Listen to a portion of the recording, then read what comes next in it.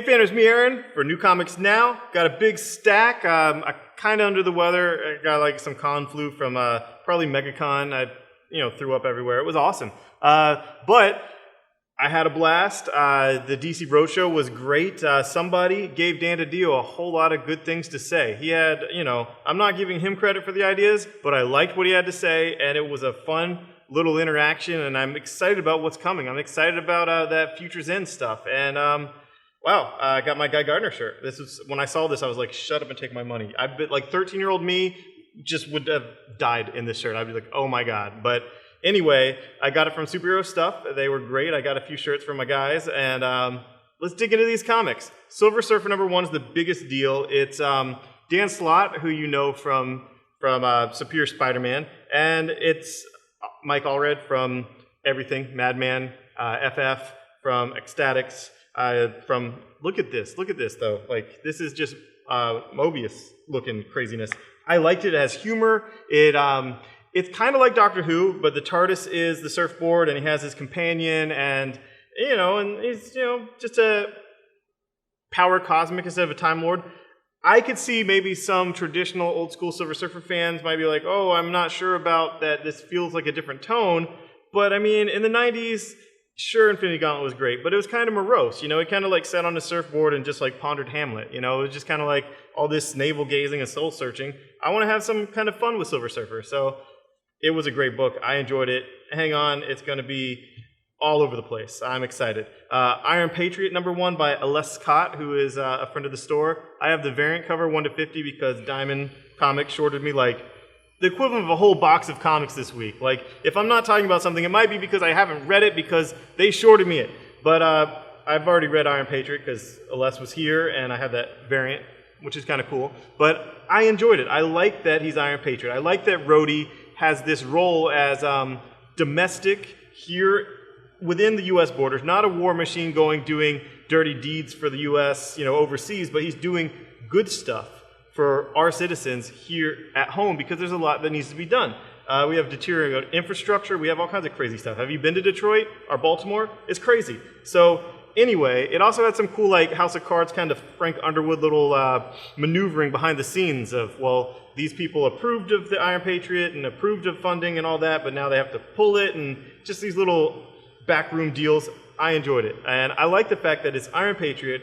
It's this book that is kind of like maybe jingoistic propaganda, but it's not, because that's not who Rhodey is, and that's certainly not who Aless Scott is. I mean, he came here to LA with like $200 in his pocket in a dream, so it was a fun book. I enjoyed it. Ghost Rider, the all-new Ghost Rider with Tradd Moore. I've never read this writer before, Felipe Smith, but it was fun. I liked it. It was a nice new take on Ghost Rider, and the art really carried it. He doesn't become Ghost Rider until farther on, because you're introduced to the character, his world, all that stuff. And what Tradd Moore told me was the other Ghost Rider still exists. He's in Thunderbolts right now. They're not doing away with him. If DC can have like all these great Green Lanterns, why can't they have multiple Ghost Riders? Especially if the other one couldn't necessarily maintain a monthly title. Let's give this a shot. And Tradd designed this pretty awesome to me. I like it, the car. I like the helmet. I think that's cool. I mean, we've had Ghost Riders on horses. That was great too. So if you're interested in it all, give it a chance. I would say if you like Tradd Moore's art, jump on. It's fun. It's kinetic. It's suited for him. Moving on to Guardians of the Galaxy, this is the finale. You have What's Up with Jean Grey and the trial, and you also have What's Up with setting Cyclops up for that series he's going to have with Rucka, which just came out of nowhere. So that's set up here. And then finally, Survive, the one-shot by Bendis. This is who lived, who died, what's going on next for the entire Ultimate Universe, and what books are going to come out of it, and where all the characters are at. If you didn't read all of Cataclysm, just pick that up. Who cares? You'll be caught up on it. Just pick up the single issue and see what you might want to follow. I love Miles Morales. Falcon's been cool. He's going to be on that new Ultimate FF book. So pick up Survive. It's Bendis. It's fun. You guys knew I was going to talk about Red Lanterns, wearing my Guy Gardner shirt. I love this book. I love Charles Soule. I'm growing on the facial hair. I can't grow facial hair myself, so that's probably my initial distaste of it. But it's a good book. It's fun. Superman's there now. It's Supergirl is Red Daughter of Krypton, like Red Sun, but she has a red ring. And she is now with the Red Lanterns, with Guy, and how is that going to tip the scales, and is that going to help Guy against the coming battle with Atrocitus, and what's Superman going to do about it? Because Superman's always been super paternalistic and protective of his cousin, so whatever. And here's a crazy Superman in First Contact, the final part of First Contact. It's World's Finest Huntress, Power Girl, that you should get if you were getting the Superman Batman, and the cover has that crazy Earth 2 Superman who is, kind of possessed with darkseid power. So, not a book that I was reading, not a book that I was enjoying. I know other people like the book, but it was worth picking up for this little crossover thing because I'm excited about Earth 2 and what may come with this big Earth 2 war and the new gods and all that craziness. And finally, the Justice League Dark. Yeah, it's the end of that whole Blight thing, and I'm not going to spoil anything of the ending, but this cover is just so cool. It's just so cool. One angle won't have the glare, but it's Monster Piece Theater, and it's done unironically. Yes, it's funny that Swamp Thing's a monster and is in the cover, but what about Cookie Monster? That's what Monster Piece Theater was, come on. You can't just reference a reference. Everything becomes a carbon copy. There's no linear narrative, and we just reference different things, and, the whole society is falling apart. But I liked it. It was funny. I chuckled. I can't wait for the Robot Chicken special. And Monster Piece Theater. Pretty cool. The Wake. This is just chugging along. I like that they took a break, and now it's monthly again. And this Volume 2 of The Wake has been freaking awesome. If you like Scott Snyder and anything, check out The Wake. You can get the first 5 all together for $10. And Sean Murphy's art is just brilliant. I hope these two work together for the rest of their careers. They always have something percolating because they are beautiful together. And this is here, Sandman Overture #2. It's literally here in my hands, and when you look at it, you will see why it took so long. Dan DiDio said that J.H. Williams is taking way more time per page than he has taken on previous work, and now the book is going to be quarterly, so it will be on time quarterly, and the problem was just the expectation. When they tell a fan that it's going to be here at a certain time, it's not here for months later, that expectation is their fault. That's DC's fault. They apologize for it. And when you read it, it's just so insane that absolutely worth the wait. No doubt. No gutters. The panels are ridiculous. This guy was it was just born to do this series. J.H. Williams is just kicking all kinds of butt on Swamp Thing Overture. And check out the second issue, and then it'll be quarterly from here. So if they miss a quarterly ship date, that's just beyond ridiculous. So that better not happen. My new favorite book, Deadly Class by Rick Remender. Love it. The 3rd print of #1's out, so check it out. Your store will probably have a 3rd print #1, and just give it a shot. It's like Harry Potter for assassins. Instead of Hogwarts, it's an assassin school. They don't learn magic. They learn how to kill people. It's set in the 80s, which was an awesome time to assassinate people. It happened all the time back then. And I'm just loving that book. And we're going to have a special where if you buy #1, I'll give you #2 free. And I would be, I expect you to come back for #3, which we have plenty of. Finally, Serenity. This is just chugging along with Zach Whedon writing it.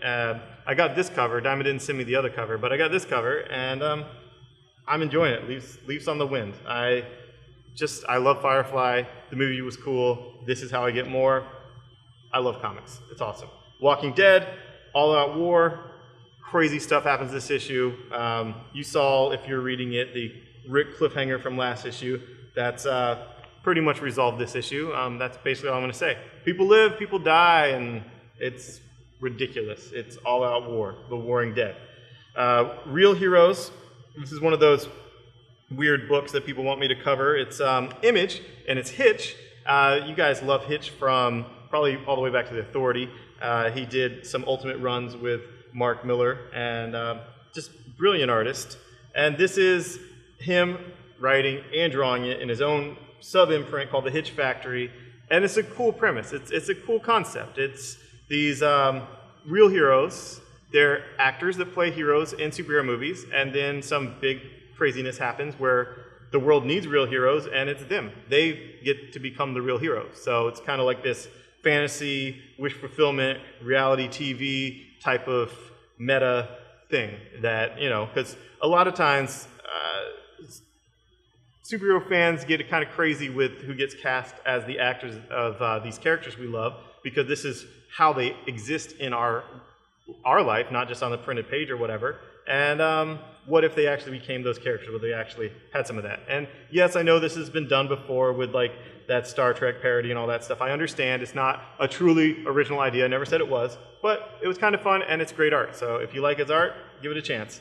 And the last thing I'm going to talk about is Rat Queen's Sass and Sorcery Volume 1. It's a $10 Volume 1 by Image, and this is just, it's refreshing. It's a great book with an all-female cast. It's funny, it's just witty and violent and crass and just all those things. It's Weeb who does Peter Panzer Faust, and I did a interview with him, a podcast with him that I'll link to that with my friend Cap. And it was fun. He explained a lot of cool stuff. We had a lot of fun with it, and it's just fantasy and humor done well for like the Tumblr generation. So give it a shot. You know, I know I have like this little snarky pitch, but it's actually quality stuff. I enjoy it, and it's built this grassroots following where people are excited about it, coming, getting more, and it's not because it's an Image #1 that has value and then whatever. It's people are coming back issue for issue. There's something great here with Rat Queens, and Volume 1's $10, so get in here, have fun. Thanks guys, bye-bye. Thanks for watching, subscribing, liking, commenting, sharing, all that good stuff. And as always, if you're local, Tuesday is Nerd Trivia, where you could win your bar tab. Thursday is Drink and Draw. We'll have live models that you can draw while you drink. And Friday is Nerdy Karaoke. Hope to see you there. Thanks, bye-bye.